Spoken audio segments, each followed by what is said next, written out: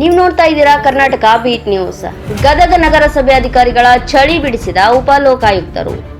ಕಸ ನಿರ್ವಹಣಾ ಸ್ಥಳಕ್ಕೆ ದಿಢೀರ್ ಭೇಟಿ ನೀಡುವ ಮೂಲಕ ಪರಿಶೀಲನೆ ನಡೆಸಿದ ಉಪಲೋಕಾಯುಕ್ತರು ಗದಗ ನಗರಸಭೆಯ ಅಧಿಕಾರಿಗಳಿಗೆ ಚಳಿಯನ್ನ ಬಿಡಿಸಿದ್ದಾರೆ. ಕೇಸ್ ರಿಜಿಸ್ಟರ್ ಮಾಡ್ಕೊಂಡಿದ್ದೀವಿ, ಇನ್ನು ಆಗ್ತಾನೆ ಇದೆ ಕಂಪ್ಲೇಂಟ್ಸ್. ಎಷ್ಟು ಬೇಗ ಆಗಲ್ವಲ್ಲ ಕಂಪ್ಲೇಂಟ್ಸ್ ಆಗೋವರೆಗೂ ಬಿಡೋದ.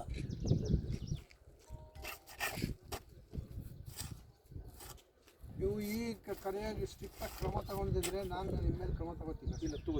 ಇದು ಗೊತ್ತಾಯ್ತಾ? ಹಾಂ, ನೀವೇನು ಬೇಕೋ ಗೌರ್ಮೆಂಟಿಗೆ ದುಡ್ಡಿಲ್ಲ ಅಂತಂದರೆ ಬೇಕಾದ್ರೆ ನನಗೆ ಕಳಿಸಿ, ನಾನು ನಿಮ್ಗೆ ಸ್ಯಾಂಕ್ಷನ್ ಮಾಡಿಸ್ಕೊಳಕ್ಕೆ ನಾನು ಅವ್ರು ಬರೀತೀನಿ. ಗೊತ್ತಾಯ್ತು? ತಗೊಂಡು ವಾರ್ ಫುಟಿಂಗಲ್ಲಿ ಮಾಡಿ ಇದನ್ನೆಲ್ಲ ನೀಟಾಗಿ ಇಟ್ಕೋಬೇಕು ಸರ್. ನೀಟಾಗಿ ಅಂತಂದರೆ ಎಲ್ಲೆಲ್ಲಿ ಏನೇನು ಇಡಬೇಕೋ ಇರೋ ಜಾಗಗಳಲ್ಲಿ ಇಟ್ಕೊಂಡು ಕರೆಕ್ಟಾಗಿ ಮಾಡಬೇಕು. ಯಾರೋ ಒಂದು ಸೈಂಟಿಫಿಕ್ ಒಂದು ಸ್ಟಡಿ ಮಾಡಿಸಿ,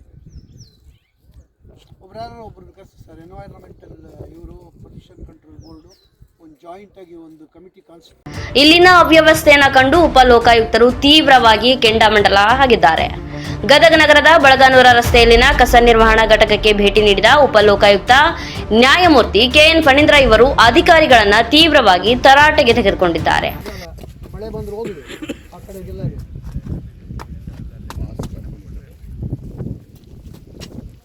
ಎಷ್ಟು ದುಡ್ಡು ಖರ್ಚು ಮಾಡಿರ್ತಾರೆ ಹೇಳಿದ್ರು. ಅಲ್ಲಿಂದನೂ ಕಾಲುವೆ ಮಾಡ್ತಿದ್ದೀವಲ್ಲ, ಎಷ್ಟು ದುಡ್ಡು ಖರ್ಚಾಗಿದೆ ಕೇಳ್ತೀನಿ ನಾನು. ಇದಕ್ಕೆ ಎಷ್ಟು ಖರ್ಚು ಮಾಡಿದ್ದೀರಾ, ಏನು ಮೇಂಟೆನೆನ್ಸ್ ಮಾಡಿದ್ದೀರಾ ಇದು ಕೇಳ್ತೀನಿ. 2026 ಹಿಂಗೆ ಇಟ್ಕೊಂಡಿರೋದು. 2013ರಿಂದ 14ರಿಂದ 26 ಎಷ್ಟು ವರ್ಷ ಆಯಿತು? 13 ವರ್ಷ. 13 ವರ್ಷದಿಂದ ಹಿಂಗೇನಾ ಇದು? ದಿನ ಯಾರು ಬರೋದು ಇಲ್ಲಿ ನೋಡೋದು? ಇದಕ್ಕೆ ವಾಚ್ಮೆನ್ನು, ನಿಮ್ಮ ಇವರು ಇಂಜಿನಿಯರ್ ಯಾರು ಬರೋದು? ನಾನು ಬರ್ತೀನಿ ಸರ್. ನಮ್ಮನ್ನೊಬ್ಬರು. ಏನು ಬರ್ತೀರಾ ನೀವು? ಯಾಕೆ ಬರ್ತೀರಾ ಹೇಳಿ. ನೀವು ಬರೋ ಉದ್ದೇಶ ಹೇಳಪ್ಪ. ಇಲ್ಲಿ ಬರ್ತೀರಾ, ನೋಡ್ಕೊಂಡು ಹೋಗ್ತೀರಾ. ಬರೋ ಉದ್ದೇಶ ಏನು ನೋಡಕ್ಕೆ ಬರ್ತೀರಾ? ಏನು ಮಾಡಕ್ಕೆ ಬರ್ತೀರಾ? ಏನು ಡ್ಯೂಟಿ, ಏನು ಅಡ್ರೆಸ್ಟ್ ಮಾಡಿರ್ತಾರೆ? ಇದು ಗಾಳಿಗಾಲ ಬಂದಿರೋದೇನ್ರಿ? ಇದು ಯಾವನಾರು ಸುಮ್ಮನೆ ಏನೋ ಬುರುಡೆ ಬಿಡಬಾರ್ದು. ದಿನ ಬಂದು ಬರ್ತೀನಿ, ನೋಡ್ತೀನಿ, ಹೋಗ್ತೀನಿ, ಅಷ್ಟೇ ಆಗಿದೆ ನಿಮ್ಮದು. ಬಂದರೂ ಕೆಲಸ ಮಾಡಲ್ಲ, ಏನು ನೋಡಲ್ಲ, ಸುಮ್ಮನೆ ಒಂದು ವಾಕಿಂಗ್ ಮಾಡ್ಕೊಂಡು ಹೋಗ್ಬಿಡಕ್ಕೆ ಬರೋದು ಇಲ್ಲಿಗೆ. ಯಾವುದೂ ಸರಿಯಾಗಿಲ್ಲ ನಿಮ್ಮದ್ರಲ್ಲಿ. ಡ್ರೈ ವೇಸ್ಟ್ ಸರಿಯಾಗಿ ಇದಾಗ್ತಿಲ್ಲ, ವೆಟ್ ವೇಸ್ಟ್ ಮಾಡ್ತೀವಿ. ಸರ್ಕಾರದ ಬಳಿ ಹಣ ಇಲ್ಲ ಅಂತ ಹೇಳಿ ನಾನು ಸರ್ಕಾರದಿಂದ ಬೇಕಿದ್ರೆ ಹಣ ಮಂಜೂರು ಮಾಡಿಸ್ತೀನಿ. ಕಳೆದ 13 ವರ್ಷಗಳಿಂದ ಇದೇ ರೀತಿಯ ಅವ್ಯವಸ್ಥೆ ಇದೆ ಅಂದ್ರೆ ಇಲ್ಲಿ ನೀವು ಏನ್ ಕೆಲಸ ಕಾರ್ಯ ಮಾಡ್ತಿದ್ದೀರಿ ಎಂದು ಅಧಿಕಾರಿಗಳ ವಿರುದ್ಧ ತೀವ್ರ ಅಸಮಾಧಾನವನ್ನ ವ್ಯಕ್ತಪಡಿಸಿದ್ರು. ಕೂಡಲೇ ಪರಿಸರ ತಜ್ಞರನ್ನ ಕರೆಸಿ ಹದಗೆಟ್ಟ ವ್ಯವಸ್ಥೆಯನ್ನ ಸರಿಪಡಿಸಲು ಸೂಚನೆಯನ್ನ ಕೂಡ ನೀಡಿದ್ರು.